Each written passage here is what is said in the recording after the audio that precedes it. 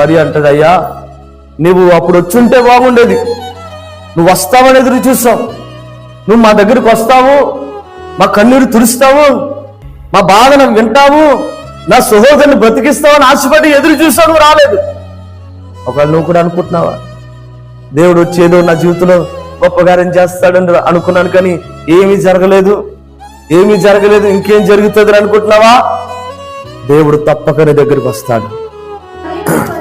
కాబట్టి మరియ యొద్దకు వచ్చి ఆయన చేసిన కార్యమును చూచిన యూదులలో అనేకులు ఆయన యందు విశ్వాసం ఉంచారు. యేసు ప్రభు ఎవరి యొద్దకు వచ్చారు? మరియ యొద్దకు వచ్చారు. నీ యొద్దకు వస్తాడు దేవుడు.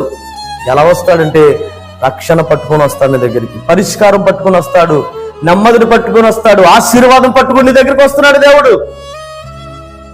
ఇక్కడ మరియ యొద్దకు దేవుడు వచ్చాడంటే ఒక కార్యాన్ని చేశాడంట. ఏంటి ఆ కార్యం అంటే, ఆ పై వచనాలు మనం చదువుకుంటాం, తన సహోదరుని లాజరు బయటికి రా అని పిలిచాడు. జీవముతో ఆయన తిరిగి బయటకు వచ్చాడు. అది గొప్ప కార్యం. దేవుడు వస్తే గొప్ప కార్యం జరుగుతుంది నీ జీవితంలో. ఏమండి, దేవుడు వస్తే అద్భుతం జరుగుతుంది. మనం బాధపడతాం, కానీ బైబిల్లో వాక్యం మనం చూస్తేనండి దేవుడు తప్పక వస్తాడు.